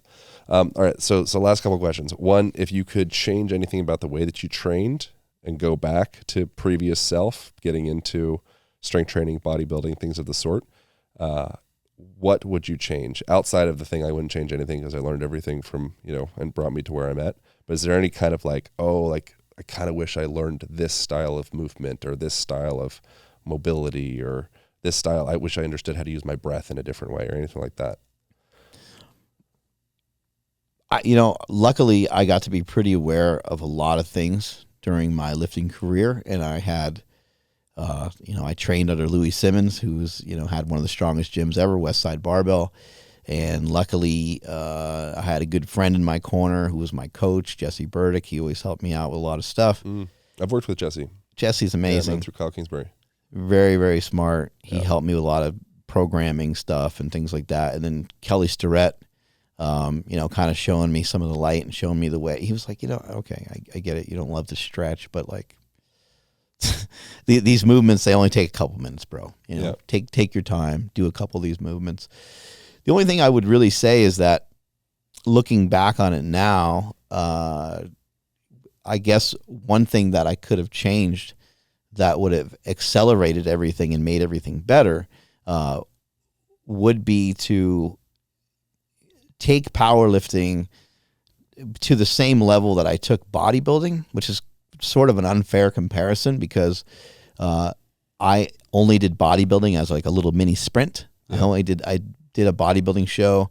I think I had like 9 weeks to prep for it, and I did it, and I ended up getting really lean and had good results with it and stuff. But bodybuilding, anybody that wants a really awesome challenge, like you think what you do is really difficult, give bodybuilding a shot. I'm not saying that bodybuilding is exponentially harder than a lot of other things, but bodybuilding has a 24/7 full court press on you.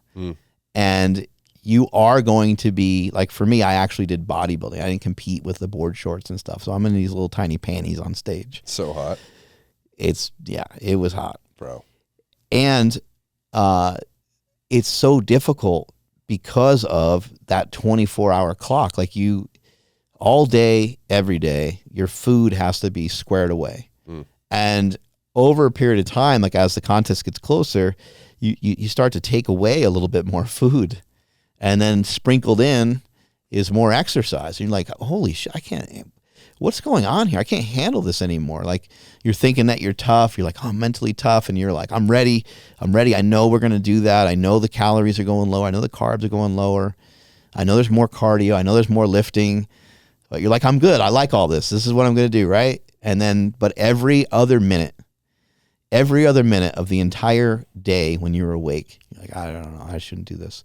I should probably just eat something else. I'd probably just get like a fucking pizza or something. What's the difference? No one's going to know. Okay, maybe I shouldn't. All right, pizza's not a good idea, but maybe I should go in the cabinet and see if we have any peanut butter and just sneak some peanut butter. And you're just doing this shit to yourself all day long. And so it's a really, take my hat off to, oh, it's already off. I take my hat off to those people that have done bodybuilding on a high level, because it is very, very difficult. I've never participated in a sport that took that kind of discipline. So I did powerlifting since the time I was 12 until I was, I don't know, late 30s. And I did my first bodybuilding show around 40. And when I got done with my bodybuilding show, I said to myself, you know what? I got to be honest with myself. I think I was only 60 or 70% in on what I was doing in powerlifting. So as I did push it, I did learn a lot. I did get around great people. I absorbed a lot. I investigated a lot. But there was still another aspect where, if I'm being honest, and I don't know if that would have been a good change, because maybe I wouldn't still be married and stuff like that, if I threw that monkey wrench in there, to take even more time with powerlifting, because the workouts were tremendously long. You squat 1,000 pounds, might not be something anyone's ever thought about before, but you warm up the same way as everybody else. You do the bar, you do 135, 225, 270, and you keep progressively adding weight. It takes forever to do a powerlifting workout. Things take like 3 or 4 hours. So yeah, and the food, long breaks in between sets. The extra food prep on top of that would have been a lot, but I fully believe that it would have helped me be even better at powerlifting. If you had that full court press, all in, like 24/7 type perspective on the way that you approach powerlifting that you learned from bodybuilding, right? That's cool. Last question, and then we'll get some food. If you had 3 meals that you had to eat for the rest of your life, and the intention was performance/gains, what would you put into those meals?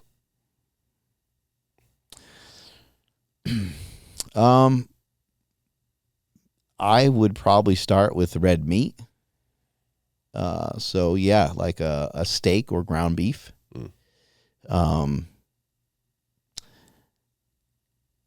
I would probably choose like a potato or something, because a potato just is a little more nutrient dense than rice, although rice is delicious. Sweet or white? My favorite potato is a Japanese sweet potato. I knew you were going to say some fancy shit.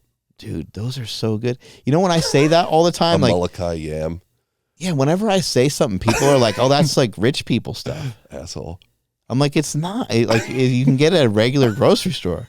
A Japanese sweet potato is not any more expensive than a regular potato, I don't think. I feel ostracized.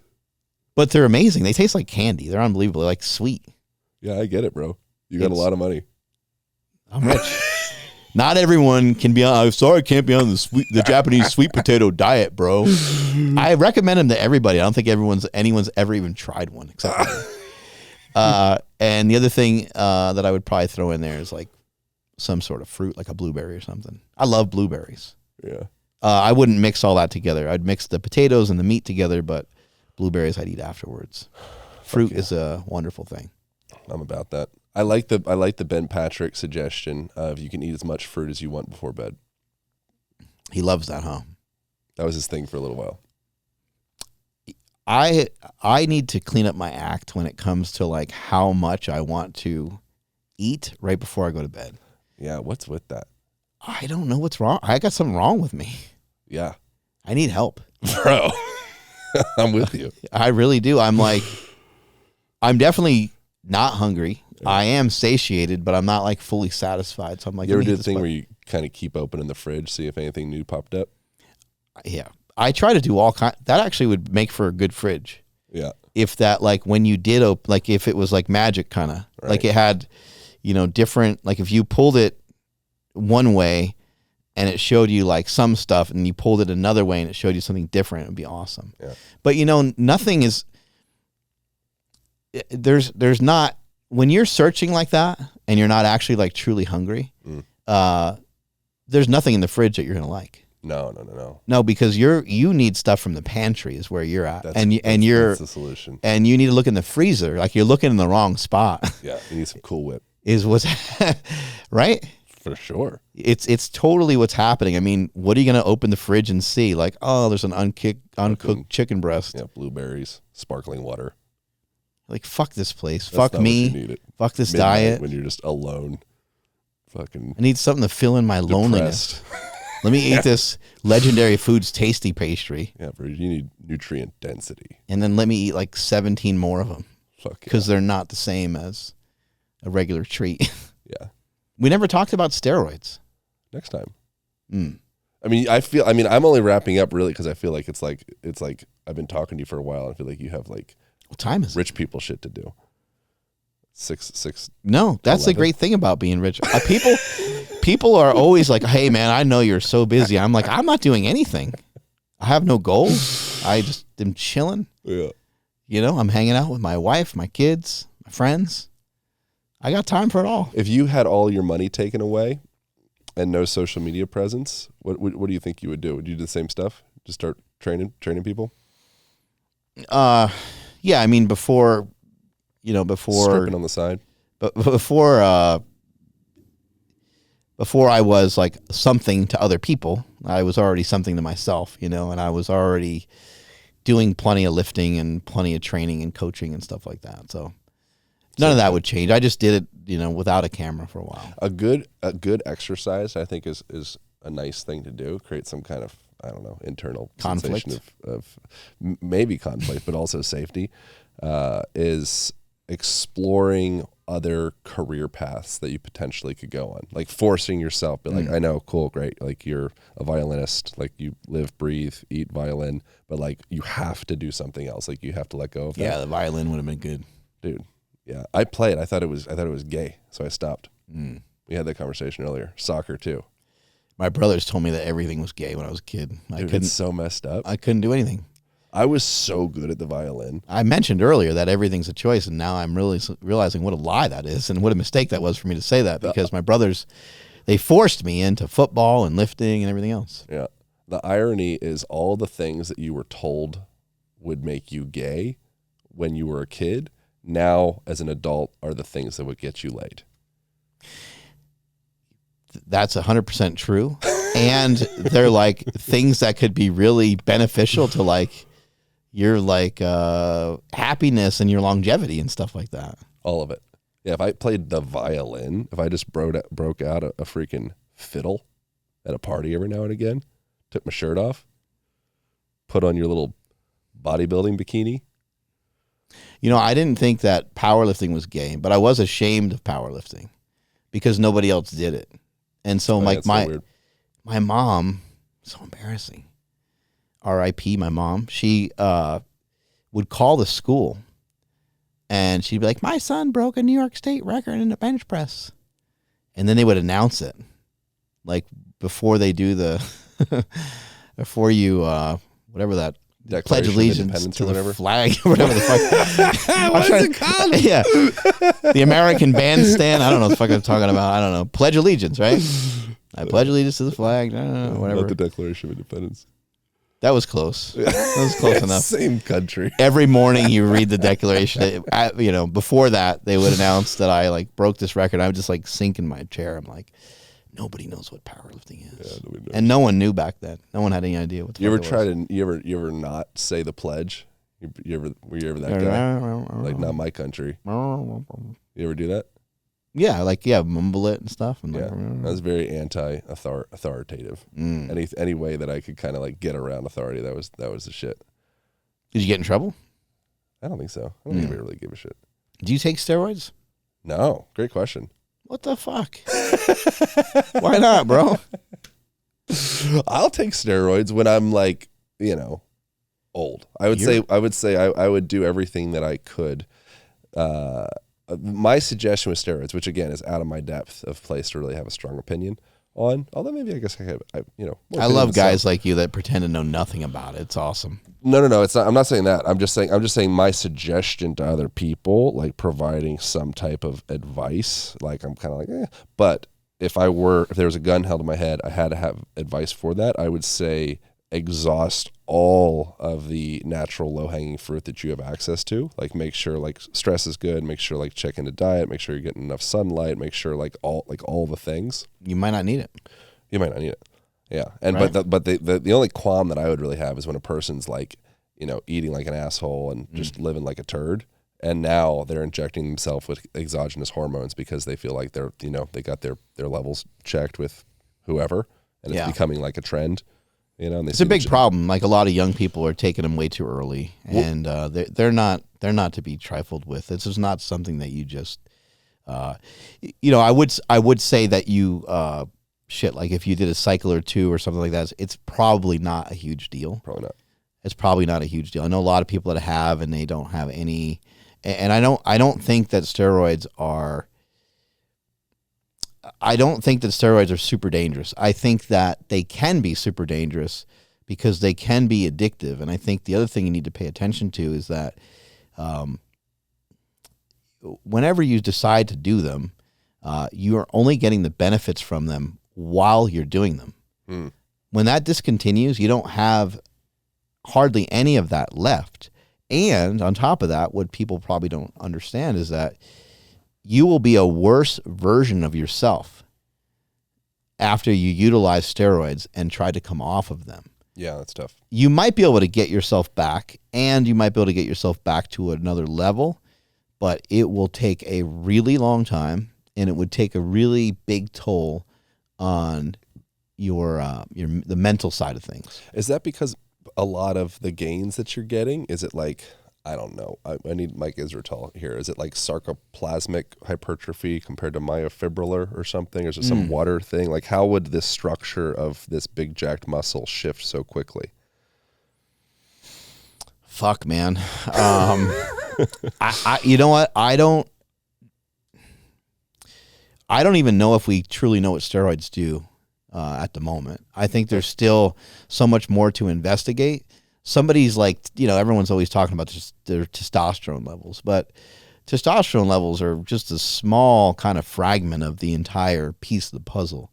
And the cool thing about today's times is that you don't really need steroids. Like you can do a lot of performance enhancement peptides without steroids, and you can have peptides. You may even go down the rabbit hole of like a little bit of growth hormone. Like there's a lot of other things that you can kind of dabble with that, I never want to tell people like that shit's safe. We don't really know on what some of these things do. We think that peptides are like completely harmless, but the verdict is still out. These things are still fairly new. But the thing to really consider with steroids, and the reason why you should be very considerate and really think about it and research it a bunch yourself, is that you might end up being on them for life. You might end up being on them, maybe not necessarily for life, but it might be something that you're going to have a hard time dismissing from your life because of the strength that it gives you, because of the muscularity that it might give you. For myself, in my powerlifting career, I took large dosages of performance enhancing drugs, anabolic steroids, everything from testosterone to DECA to Tren. People have heard a lot of stuff about Tren, Anavar, Anadrol, Dianabol, all these things, equipoise. For me, there was no reason not to try to be as strong as possible. And anything shy of anything that would prevent me or hold me back from being stronger, to me was just like an excuse. So like when I was 25 is when I went on, and that was originally at the time I was doing professional wrestling. I wrestled in a league in Southern California with John Cena. My brothers and I, my oldest brother Mike, actually used to coach John Cena, and me and my brother Chris talked John Cena into going to wrestling practice, and John was like a bodybuilder. But That's cool. That's what I was doing a long time ago. Is I was doing professional wrestling, and to try to keep up with a lot of the guys that I was around, a lot of the guys that I saw. I'm 6 foot if I'm lucky, as my wife points out in the movie Bigger, Stronger, Faster. 6'2" in heels. 6'2". Yeah. How do you know? Not bad. Respect.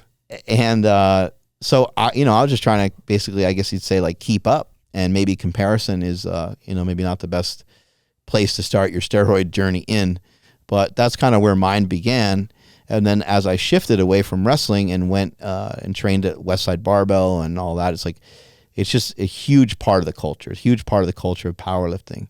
People may not understand or recognize that in powerlifting and in bodybuilding, they're not even drug tested. They don't care. Yeah, they don't care that you take those things.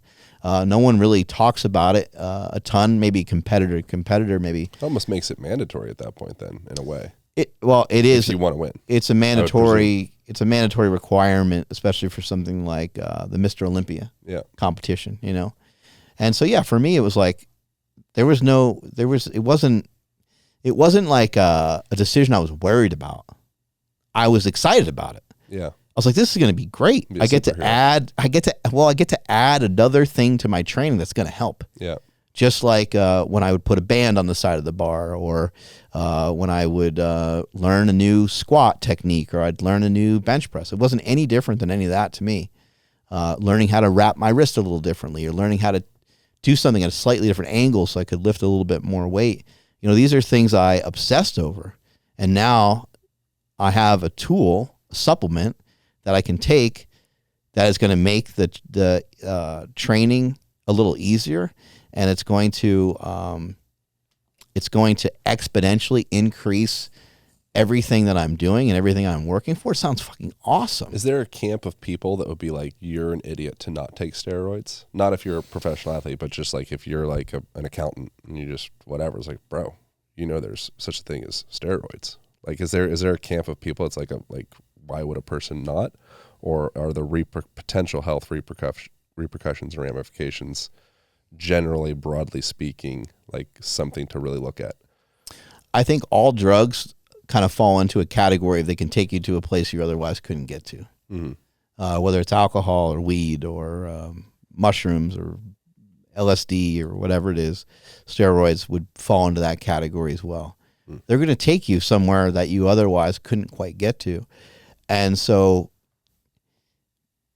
I think a statement like that, to say like you're an idiot to not take them, it's a little overboard, just due to the fact that I think that with any drug, you should be sensitive to it could get into the wrong hands. It can end up with the wrong person. Yeah. And if it's not with the right person, it can have really catastrophic effects. Somebody that maybe has anger issues and someone who's like 18, 19 years old, like, fucking A, man, like, please don't. You're not going to listen to me anyway. You already made your decision. But steroids, it would just be a bad idea. I mean, wait till you're more developed, wait till your brain's more developed. Wait until you figure out some of your anger issues and stuff and you have actual solutions to them. The steroids might actually make you feel better in some ways. And sounds like it's almost like getting a tattoo. Yeah. It's like maybe wait till you're like in your 30s, to even like reflect on the question, because it's going to be, like you said, like perhaps something that is going to be like a marriage in a way. So I mean, like this might actually be a lifetime commitment, and looking at it from that lens might be it could be maybe there could be some wisdom in that type of perspective. For me, I was on, large dosages for years and years. And then nowadays, people believe whatever they want, but I am on like legitimate, like a TRT dosage. Mm-hmm. What is that dosage? Just get some blood work back. And I don't know what my testosterone looks like in the latest blood work that I got. But a lot of times my testosterone is like 800, 900, sometimes 1,000, sometimes 1,200. Yeah. It's somewhere in those neighborhoods. That's where mine kind of floats. Yeah, so it's like to 1,100. I'm not by any means claiming to be natty, but my testosterone levels and my free testosterone levels usually show that I'm in a normal-ish range. Every once in a while, it might be in like the high normal range, which is what I think you want to. I think is the whole point of TRT is to get into like a high normal range. I don't think the point of TRT, in my opinion, is just to get yourself to like the low end of normal. I think you want to be a little bit more on the high end of normal, because I do think that there's actual some health benefits, some confidence boosting. Testosterone is awesome in a lot of ways, and it makes a lot of the efforts that you put in feel even better. When you go to do like a set of something, you're doing like pull-ups or something, and you do a set of like 5, and I don't know, maybe you're already getting fatigued at 5 or something like that. And when you're on testosterone, your body is like, fuck yeah, like go for it, dude. Like, this is awesome. Like, this is what you have that competitive edge. Yeah, this is kind of what you're here for. It's almost as if you just saw your friend do a couple extra reps in front of you. That's kind of what it feels like. Or someone even just started to encourage you while you're going. You know, if you're ever to like hit a heavy bag and then someone's like, yo, come on, Aaron, you know, fucking smash up. Like, you're going to pick it up a little bit. Your hands are going to be close to your face. You're going to throw a punch a little harder because now, you know, somebody's watching, somebody's encouraging. That's kind of what testosterone feels like. And I do think that, especially here in the United States, I do think that people need to consider it more as a like a therapeutic drug for people that have depression, for people that just don't feel good about themselves. I think that you would want to take it and you would want to like lift and exercise as well. Yeah. But I remember years ago, somebody wrote on my YouTube channel, which I don't check comments anymore. This is like a decade ago. Somebody said, hey, you know, kind of like, it's easier for you to be motivated because you're on steroids. And my first reaction was like to be kind of mad. And I was like, you're right. I was like, holy shit, like they're right. So I wrote back to the guy and I said, hey, that's actually really great that you They're insightful. Yeah, that's really great that you pointed that out. I'm going to share that with people, that it can be a great motivator. And then I just wrote, I said, the guy's like, fuck. Yeah, well, I wrote, and I also got me. I said something like to each their own. You know, I said maybe one day, and I was kidding, but I was like, maybe one day you'll be smart enough to take steroids. Yeah, just like me. There's I was listening to the Human podcast recently, did an episode on ketamine, and he was actually here in town. Well, I think he left yesterday, but he was. Why do you know his like itinerary and schedule? This is weird. One of the things that he had mentioned in that I thought was interesting was something that he heard from one of his like professors or something, but it was the idea of like better living through chemistry, which is kind of like a psychedelic thing, using LSD or whatever. But better living through chemistry also necessitates better living. Right, so to have better living through chemistry, you also have to actually engage in better living, right? Or else you're just fucking yourself. You're just having a trip. And so I think with a similar thing, so if you could use something like that as a lever or a tool to get you from point A to point B, ideally you're using that as somewhat of like a thin end of a wedge or a lever device to get you into that position of actually doing the things. But if you're not actually doing the things, then I think all of this biohack, science, chemistry, you know, shortcut, all that stuff, it's all bullshit. I think that might be too absolute and broad of a statement, but no, I like what you're saying there. And I think like, you know, biochemistry and some of the things that your body can actually do when you're sending it the correct messages. You know, I think that we lose sight of like our workouts are really just inputs. And again, we don't need these long 90-minute, 2-hour workouts. Those can be fun. And for people that really enjoy that, that's great. But for your average person, they just need to kind of think about like, how can I go? Where can I go, or what can I do to give myself a good input? They say resistance training is really great for you. Like, well, what does that mean? What could I do that would look like that. And there's many different options. You don't have to necessarily squat and bench and do lunges and step ups and all these different things. You might be able to get away with a minimum effective dose if you haven't really messed around with much lifting before. You might be able to purchase like something like a trap bar, and maybe you purchase like a kettlebell, and maybe every third day you load the trap bar up, you do a couple deadlifts with it, and then we're done with that. Maybe you take it on a little stroll and you do like a farmer's carry. Yeah. Then maybe 2 or 3 days later, you mess around with your kettlebell and you do some swings and you YouTube some stuff and you start to look at it. And in between those days, they don't have to be days off. Maybe you're jumping some rope. But now it's like, okay, we're working the muscles. We're getting in positions that you weren't getting in before. So we're working on flexibility. We're working a little bit of conditioning by doing some of the jump rope, and we're working on bone density by, picking up that weight and carrying it around. Yeah.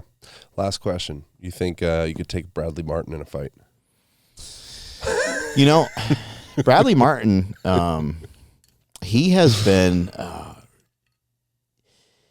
he's been very confident, hasn't he? Right? He's been like talking with some of the best fighters in the world. Yeah. Like, yeah, bro, I could fuck you up. And I'm curious. I'm like if I got really mad, we were in the streets, I'll fuck you up. Yeah, I'm curious. If he's like playing dumb or something, you know what I mean? Because he's done jujitsu and stuff before. Like he kind of knows. Like I do understand that. Like he's talking about like going at it with like Demetrius Johnson, and Demetrius Johnson, Mighty Mouse Johnson, one of the greatest UFC fighters of all time, is a much smaller framed person. I think he weighs like 150 or something like that. And Bradley Martin is a gargantuan person. He's probably about your size, maybe even a little more jacked. Maybe even a little heavier, right? He might be like be heavier. He might be a 250 or something, right? Way thicker. Maybe he's a little shorter though. You're closing in on 6'5", right? Yeah, he's denser human than I am. Yeah, for sure. He's very athletic. He's very strong. I'm sure he can kick some ass, but he's talking with like Nate Diaz. And you're like, Nate Diaz is like just an assassin. Yeah. I love how Nate Diaz was like, you're a podcaster, You're a bro. podcaster, bro.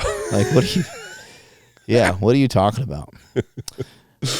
False confidence. No, I can't kick Bradley Martin's ass or anybody else's. All right.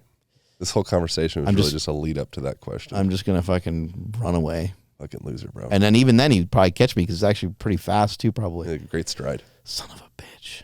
Yep. I got nothing. I really appreciate you, man. This is fun. Thank you. It was a good time. I'm glad that, I feel like the original meetup was coming out to your place in Sacramento like 7-8 years ago or whatever it was. And I really enjoyed getting to learn from you from afar and now a bit closer and just like seeing you. You're like you're turning into, I believe, like a real, this might be kind of a little new agey out there concept, but like an elder. I think like you're like a person that represents that in culture, particularly in this like odd kind of confusing social media space. Fuck, man, I just got so old. I'm an elder. Yeah, you are. Yeah, I think so. Elderly. Not elderly. No, elder like someone to follow that's not, 25 and yeah. like Jake Paul. And Jake Paul has a lot of wisdom as well. I think he's actually a really great person. Name drop. But I think that having people that Is he here? Jake Paul? Coming in?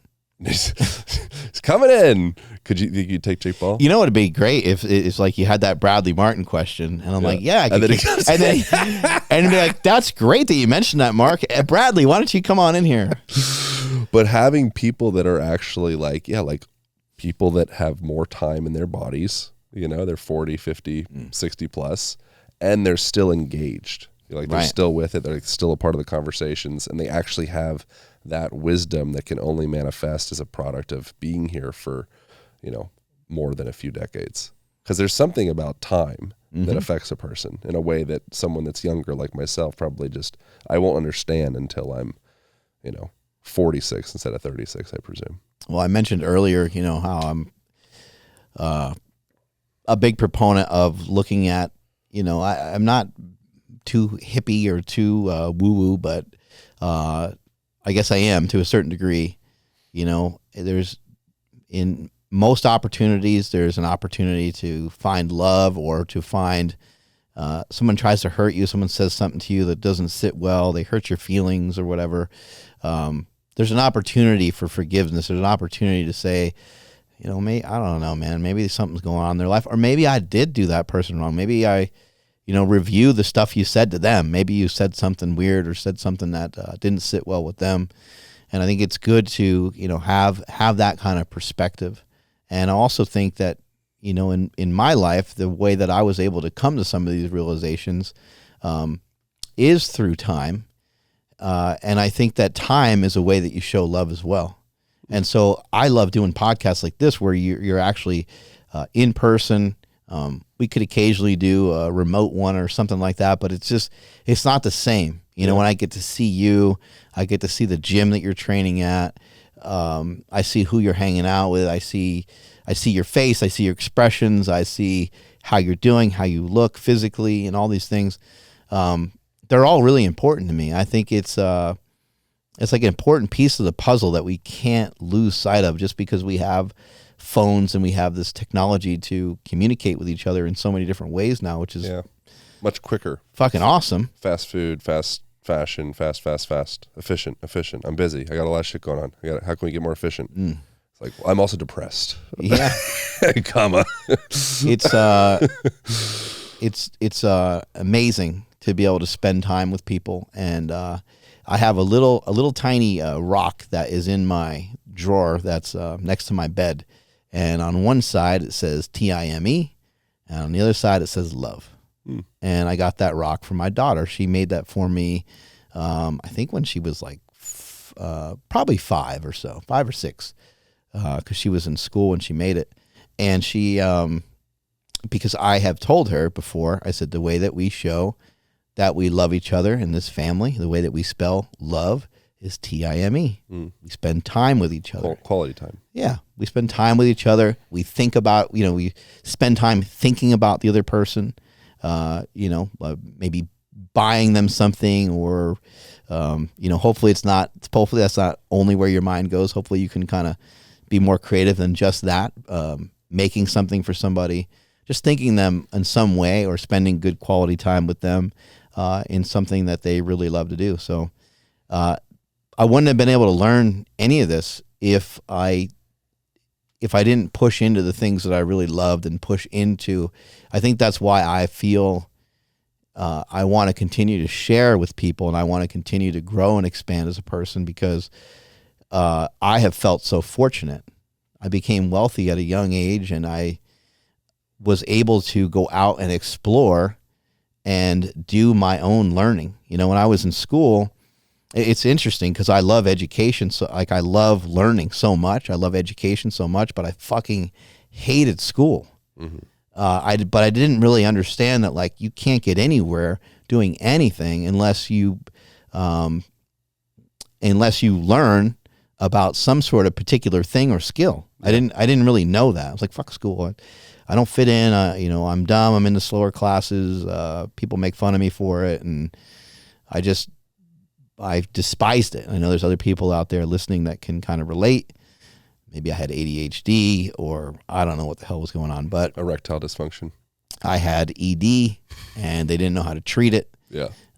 Because all the teachers, they were trying to jerk me off, and it wasn't working. I almost hooked up with my gym teacher. Wow. Yeah. Bruce? He was cool. That's good. Yeah. You could have had him. Bro. No, she took me out in the hall in whatever grade. I'm not going to say which grade because it could be somehow incriminating.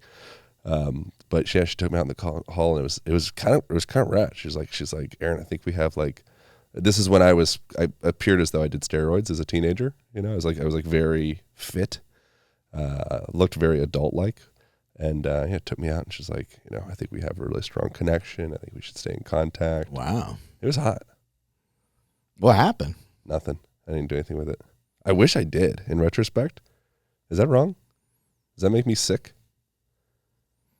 Did you say something like talk her out of it? I was just very polite. I was like, yeah, no, I think you're sweet too. She was a little great body. I wasn't that attracted to her face. Oh. Great body, young. You beat late off 20s. To that situation a lot, though. I like the fantasy. Yeah. Well, maybe that's a good thing then. You know, you get to keep that memory rather than like, you could have tainted it, so to speak. Yeah. All right. I think we should probably wrap this thing up. Yeah, I got nothing left. Put a bow on it. I don't think there's anything more that can be said. Pretty much that's once I divulge the gym teacher pedophilia story, it's pretty much we just wrap it up. That's usually how it goes. It's not the first time this has happened. I love it, man. Thank you for what's the name of this gym again? Squatch in Austin, Texas. Squatch is dope. Squatch is cool. I thought you'd like it. Mixture of squatting and Sasquatch thing? Squatch? Yeah, they do like a little thing like that. They got like Squatch guys around. It's a thing. It's nice. Good owners, good people, good vibe. Yeah, here and On It Gym in Austin and Squatch, I think, are my two favorite places. They're very different personalities. On It's like the much cleaner, it's like more kind of like influential kind of vibe, which also feels really good. Great for IG and all the things. And then Squatch is like an outdoor gym. So if anybody's traveling through Austin, Texas, I really highly recommend it. They got a cold plunge, sauna. It's a whole thing. Yeah. Love it. Thank you. Appreciate it. Yeah, brother. Appreciate you. Where should people go if they want to go deeper into your stuff? They should just go fuck themselves. Nice. All right. I don't need any more people bothering me. Yeah, exactly. Mark Smelly Bell. That's the name on Instagram. Yeah. Fully recovered from erectile dysfunction. No, I think I'll be battling it for a long time. But the dysfunction, it actually came in right around the time. I think right around the time I met you. So I don't know.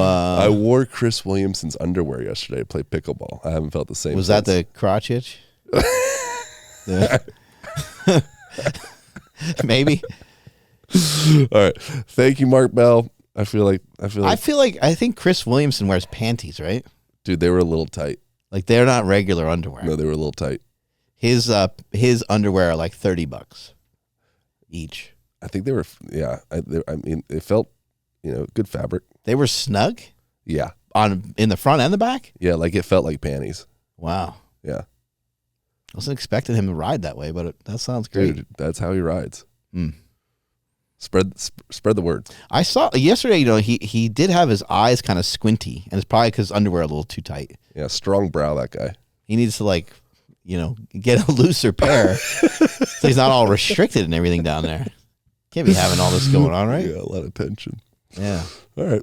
Well, good talk, man. Bye. Bye.